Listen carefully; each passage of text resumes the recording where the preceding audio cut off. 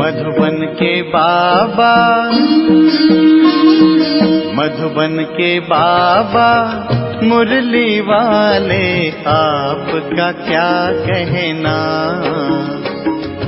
आपका क्या कहना। ओम शांति। आज 30 जनवरी 2023 के साकार मधुर महावाक्य है। आज मीठे मीठे बाप दादा बोले, मीठे बच्चे, तुम ईश्वरीय संतान हो, तुम्हारा यह अमूल्य जीवन है, तुम्हारा ईश्वरीय कुल बहुत ही श्रेष्ठ है। स्वयं भगवान ने तुम्हें अडॉप्ट किया है, इसी नशे में रहो। बाबा ने कहा, मीठे बच्चे, तुम ईश्वरीय संतान हो, तुम्हारा ये अमूल्य जीवन है, तुम्हारा ईश्वरीय कुल बहुत ही श्रेष्ठ है। स्वयं भगवान ने तुम्हें अडॉप्ट किया है, इसी नशे में रहो। बाबा ने आज प्रश्न पूछा कि शरीर का भान टूट जाए उसके लिए किस अभ्यास की आवश्यकता है। और उत्तर में बाबा समझाते कि चलते फिरते अभ्यास करो कि इस शरीर में हम थोड़े टाइम के लिए निमित्त मात्र हैं। जैसे बाप थोड़े समय के लिए शरीर में आए हैं, ऐसे हम आत्मा ने भी श्रीमत पर भारत को स्वर्ग बनाने के लिए ये शरीर धारण किया है। बाप और वर्षा याद रहे तो शरीर का भान टूट जाएगा। इसको ही कहा जाता है सेकंड में जीवन मुक्ति। और दूसरा, बाबा कहते, अमृत वेले उठ बाप से मीठी मीठी बातें करो तो शरीर का भान खत्म होता जाएगा। मुरली का गीत है ओम नमः शिवाय। ओम शांति। भगवान होता ही है एक, जो बाप भी है। बच्चों को समझाया गया है कि आत्मा का रूप कोई इतना बड़ा लिंग नहीं है। आत्मा तो बहुत छोटी स्टार मिसल भ्रिकुटी के बीच में है। कोई इतना बड़ा ज्योतिर्लिंगम नहीं है जैसे मंदिरों में रखा हुआ है। नहीं, जैसे आत्मा वैसे परमात्मा बाप है। आत्मा का रूप मनुष्य जैसा नहीं है। आत्मा तो मनुष्य तन का आधार लेने वाली है। आत्मा ही सब कुछ करती है। संस्कार सब आत्मा में है। आत्मा स्टार है। आत्मा ही अच्छे व बुरे संस्कारों अनुसार जन्म लेती है। तो इन बातों को अच्छी रीति समझना है। मंदिरों में लिंग रखा हुआ है, इसलिए समझाने के लिए हम भी शिवलिंग दिखाते हैं। इनका नाम शिव है। बिगर नाम के कोई चीज होती नहीं, कुछ न कुछ आकार है। बाप है परम धाम में रहने वाला। परमात्मा बाप कहते हैं, जैसे आत्मा शरीर में आती है वैसे मुझे भी आना पड़ता है नरक को स्वर्ग बनाने। बाप की महिमा सबसे न्यारी है। अभी तुम बच्चे जानते हो। क्या जानते हैं हम? कि तुम आत्माएं आई हो यहाँ पाठ बजाने। यह बेहद का अनादि अविनाशी ड्रामा है। इनका कभी विनाश नहीं होता, ये फिरता ही रहता है। बाप रचता भी एक है, रचना भी एक है। यह बेहद सृष्टि का चक्र है। 4 युग हैं। दूसरा है कल्प का संगम युग, जिसमें ही बाप आकर पतित दुनिया को पावन बनाते हैं। यह चक्र फिरता रहता है। तुम बच्चों को अब स्मृति आई है कि हम सब आत्माएं परम धाम में रहने वाली हैं। इस कर्म क्षेत्र पर पाठ बजाने आई हैं। इस बेहद के ड्रामा को रिपीट होना है। बाप है बेहद का मालिक। उस बाप की अपरम अपार महिमा है। ऐसी महिमा और कोई की नहीं है। वह मनुष्य सृष्टि का बीज रूप है, फादर है। बाप कहते हैं, मैं पराई रावण की दुनिया में आता हूँ। एक तरफ है आसरी गुणों वाली संप्रदाय और दूसरी तरफ है दैवी गुणों वाली संप्रदाय। इसको कंसपुरी भी कहते हैं। कंस असुर को कहा जाता है, श्री कृष्ण को देवता कहा जाता है। अब बाप आए हैं देवता बनाने और सबको वापस ले जाने। और कोई की ताकत नहीं। बाप ही बैठ बच्चों को शिक्षा दे दैवी गुण धारण कराते हैं। ये बाप की ही फर्ज अदाई है। बाप कहते हैं, जब सभी तमो प्रधान हो जाते हैं, मुझे भूल जाते हैं, न सिर्फ भूल जाते हैं परंतु मुझे पत्थर ठिक्कर में ठोक देते हैं, इतनी गलानी कर देते हैं, तब तो मैं आता हूँ। मेरे जैसी ग्लानी किसी के नहीं करते। तब तो मैं आकर तुम्हारा लिबरेटर बनता हूँ। सबको मच्छरों सदृश ले जाऊंगा और कोई ऐसे कह न सके कि मन मना भव। मुझ अपने परमपिता परमात्मा को याद करो तो तुम्हारे विकर्म विनाश होंगे। श्री कृष्ण तो कह ना सके, परमात्मा की महिमा तो बच्चे जानते हैं, वह ज्ञान का सागर, सुख का सागर है। फिर सेकंड नंबर में है ब्रह्मा विष्णु शंकर। ब्रह्मा द्वारा स्थापना कौन करेगा? क्या श्री कृष्ण? परमपिता परमात्मा शिव बैठ समझाते हैं कि पहले पहले हमको चाहिए ब्राह्मण, तो ब्रह्मा द्वारा ब्राह्मण मुख वंशावली रचता हूँ, वह है कुख वंशावली। तुम अब संगम में ब्रह्मा की संतान हो, पाप आकर शूद्र से ब्राह्मण बनाते हैं। अभी तुम हो ईश्वरी कुल के, ईश्वर हुआ निराकार, ब्रह्मा हुआ साकार। तो बाप पहले पहले ब्राह्मण फिर देवता बनाते हैं, देवता के बाद क्षत्रिय, ये चक्र फिरता रहता है। फिर इनसे और धर्म निकले हैं। मूल है भारत, यह भारत अविनाशी खंड है, जहाँ बाप आकर स्वर्ग बनाते हैं। वह बाप भी हैं, टीचर भी हैं, तुम्हारा सतगुरु भी है। उनको फिर सर्वव्यापी कैसे कह सकते? वह तो तुम्हारा पाप है। इस दुनिया में सिवाय तुम ब्राह्मणों के कोई त्रिकालदर्शी हो नहीं सकता। तुम बच्चे समझते हो कि परमपिता परमात्मा के साथ हम परम धाम के रहने वाले हैं। और फिर नंबरवार कर्म क्षेत्र पर आते हैं। फिर पिछाड़ी में हम ही जाते हैं, 84 जन्म पूरे लेने हैं। बाप समझाते हैं कि तुमने कितने जन्म लिए और कैसे वर्णों में आए, ये चक्र चलता रहता है।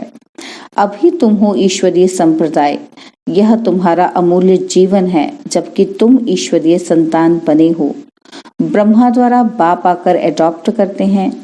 बाप है स्वर्ग का रचयिता, तो खुद ही आकर स्वर्ग का मालिक भी बनाते हैं। अब सारे विश्व में शांति स्थापन करना यह बाप का ही काम है। बाप कहते हैं मेरा पाठ है, मैं तुमको फिर से राजयोग सिखलाता हूँ, जिससे तुम एवर हेल्दी बनेंगे, जैसा देवता बने थे। फिर अब रिपीट होता है, यह सैपलिंग लग रहा है।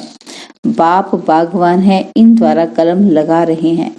बाप सम्मुख बैठ समझाते हैं कि मेरे सिकलते बच्चे, बहुत समय से बिछड़े हुए मेरे बच्चे, याद है ना, मैंने तुमको स्वर्ग में भेजा था। फिर तुम 84 का चक्र लगाकर अब आकर मिले हो। अब अपने को आत्मा समझ मुझ बाप को याद करो। तुमको वापस जरूर ले जाना है, तुम चाहो न चाहो तो जरूर जाना है। पहले आदि सनातन दैवी राज्य चला, फिर आसुरी राज्य चला। दैवी राज्य के बाद पवित्रता तो चली गई, फिर सिंगल ताज हो गया। अब तो प्रजा का प्रजा पर राज्य है, फिर दैवी राज्य की स्थापना हो रही है। आसुरी राज्य के विनाश के लिए इस रुद्र यज्ञ से यह विनाश ज्वाला प्रज्वलित हुई है। तुम पतित सृष्टि पर थोड़ी राज्य करेंगे। अभी है संगम, सतयुग में तो ऐसे नहीं कहेंगे। अभी तुम बच्चे पुरुषार्थ कर रहे हो। कराने वाला कौन है? श्रीमत देने वाला समर्थ श्रेष्ठ से श्रेष्ठ है ही एक बाप। वही ब्रह्मा द्वारा स्थापना करा रहे हैं। बाप कहते हैं मैं भारत का मोस्ट ओबीडियंट सर्वेंट हूँ। भारत को स्वर्ग बनाता हूँ। वहाँ यथा राजा रानी तथा प्रजा सब सुखी रहते हैं, नेचुरल ब्यूटी रहती है। लक्ष्मी नारायण को देखो कितने सुंदर हैं। हेवनली गॉड फादर हैं, हेवन स्थापन करने वाला। सारी दुनिया में गीता के लिए कहते हैं श्री कृष्ण भगवान उवाच, परंतु श्री कृष्ण तो कह न सके मनमना भव। मामेकम याद करो तो विकर्म भस्म हो, और कोई उपाय भी नहीं है। गंगा तो पतित पावनी है नहीं, वो थोड़ी कहेगी कि मामेकम याद करो। यह तो एक बाप ही बैठ समझाते हैं। बाप आत्माओं से बात करते हैं। बाप ही सबका सदगति दाता है। उनके मंदिर भी हैं। द्वापर से सब यादगार बनना शुरू होते हैं। सोमनाथ का मंदिर है, परंतु वह क्या करके गए हैं ये कोई नहीं जानते। वह शिव शंकर को मिला देते हैं। अब कहाँ शिव परम धाम के निवासी और कहाँ शंकर सूक्ष्म वतन के निवासी, कुछ भी समझते नहीं। बाप कहते हैं कितने भी वेद शास्त्र आदि कोई पढ़े, जप तप करे, परंतु मेरे से मिल नहीं सकते। भल मैं भावना का भाड़ा सबको देता हूँ, परंतु वह तो अखंड ज्योति ब्रह्म को ही परमात्मा समझ लेते हैं। ब्रह्म का साक्षात्कार हो, परंतु उससे कुछ भी हासिल नहीं होगा। कोई को हनुमान का, कोई को गणेश का साक्षात्कार कराता हूँ। वह तो मैं अल्पकाल के लिए मनोकामना पूर्ण करता हूँ। अल्पकाल के लिए खुशी तो रहती है, परंतु फिर भी सबको तमो प्रधान तो बनना है। चाहे सारा दिन गंगा में जाकर बैठ जाएं तो भी तमो प्रधान तो सबको बनना ही है। बाप कहते हैं बच्चे पवित्र बनो तो पवित्र दुनिया को 21 जन्म के लिए मालिक बनेंगे, और कोई सत्संग में नहीं जहाँ इतनी प्राप्ति हो। बाप ही आकर राजयोग सिखलाते हैं, तो कितना श्रीमत पर चलना चाहिए, पढ़ाई पर ध्यान देना चाहिए। बाप श्रेष्ठ ते श्रेष्ठ मत देते हैं। श्रीमत से भारत को स्वर्ग बनाना है। तुम्हें ड्रामा के राज को अच्छी तरह से समझना है और पुरुषार्थ करना है। पुरुषार्थ कर ऐसा लायक बनना है। तुम बच्चों को नशा होना चाहिए कि हम बाप के साथ स्वर्ग की स्थापना करने आए हैं। हम वहां के रहवासी हैं। इस शरीर में हम निमित्त मात्र हैं, थोड़े टाइम के लिए। बाबा भी थोड़े टाइम के लिए आए हैं। इस शरीर का भान टूट जाना चाहिए। अपने बाप को और वर्षे को याद करो। इसको ही सेकंड में जीवन मुक्ति कहा जाता है। बाप कहते हैं मैं आया हूँ सबको वापस ले जाने। अब तुम अपने को आत्मा समझ सवेरे उठकर बाबा को याद करो, उनसे बातें करो। तुम जानते हो कि हमारे 84 जन्म पूरे हुए। अब हम ईश्वरीय संतान बने हैं और फिर दैवी संतान, फिर क्षत्रिय संतान बनेंगे। बाबा हमको विश्व का मालिक बनाते हैं। बाबा की बैठ महिमा करो। बाबा आपने तो कमाल की है, कल्प कल्प आकर हमको पढ़ाते हो। बाबा आपका ज्ञान बड़ा वंडरफुल है। स्वर्ग कितना वंडरफुल है, और वह है जिस्मानी वंडर्स, और ये है रूहानी बाप का स्थापन किया हुआ वंडर। बाप आए हैं श्री कृष्णपुरी स्थापन करने। इन लक्ष्मी नारायण ने यह प्रारब्ध कहाँ से पाई? बाप द्वारा। जगदम्बा और जगत पिता के साथ बच्चे भी होंगे। वह है ब्राह्मण। जगदम्बा तो ब्राह्मणी थी। वह है कामधेनु, सबकी मनोकामनाएं पूर्ण कर देती है। यह जगत अम्बा ही फिर स्वर्ग की महारानी बनती है। कितना वंडरफुल राज है। यह बाप अपनी अवस्था को जमाने के लिए भिन्न भिन्न युक्तियां बताते रहते हैं।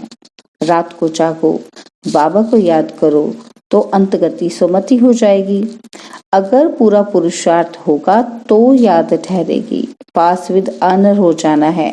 8 को ही स्कॉलरशिप मिलती है। सब कहते हैं कि हम लक्ष्मी नारायण को वरें, तो पास होकर दिखाना है। अपने को देखना है कि मेरे में कोई बंदर बना तो नहीं है, उसको निकालते जाओ।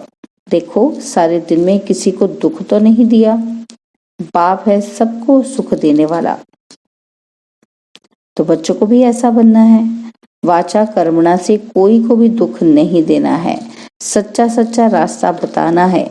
वह है हद के बाप का वर्षा, और यह है बेहद के बाप का वर्षा। सो तो जिसको मिलता होगा वही बताएंगे। जो अपने धर्म के होंगे उन्हों को झट टच होगा। बाप कहते हैं फिर से दैवी धर्म स्थापन करने मैं ब्रह्मा के तन में आता हूँ। तुम बच्चों की बुद्धि में है कि अभी हम ब्राह्मण हैं, फिर देवता बनना है। पहले सूक्ष्म वतन में जाकर फिर शांति धाम में जाएंगे। वहां से फिर नई दुनिया गर्भ महल में आएंगे। यहाँ गर्भ जेल में आते हैं। इनको कहते हैं झूठी माया, झूठी काया। बाप कहते हैं कितनी धर्म ग्लानि की है। शिव जयंती मनाते हैं, परंतु शिव कब आया, किस में प्रवेश किया, ये कोई को पता नहीं है। जरूर कोई शरीर में आकर नरक को स्वर्ग बनाया होगा ना। बाप बच्चों को बहुत अच्छी रीति समझाते हैं और राय देते हैं कि अपना चार्ट बनाओ। सारे दिन में कितना समय बाप को याद किया। सवेरे उठकर बाप को, वर्षे को याद करो। हम बेहद के बाप के साथ आए हैं गुप्त वेश में भारत को स्वर्ग बनाने। अब हमको वापस जाना है। जाने से पहले अपनी राजधानी जरूर स्थापन करनी है। अब तुम हो संगम पर, बाकी सारी दुनिया है कलयुग में। तुम संगम युगी ब्राह्मण हो। बाप बच्चों के लिए सौगात ले आते हैं, मुक्ति और जीवन मुक्ति की। सत्युग में भारत जीवन मुक्त था, बाकी सब आत्माएं मुक्ति धाम में थी। बाप हथेली पर बहिष्ट ले आते हैं तो जरूर उसके लिए लायक भी खुद ही बनाएंगे। अच्छा, मीठे मीठे सिकिलते बच्चों प्रति माता पिता बाप दादा का याद प्यार और गुड मॉर्निंग रूहानी पाप की रूहानी बच्चों को नमस्ते।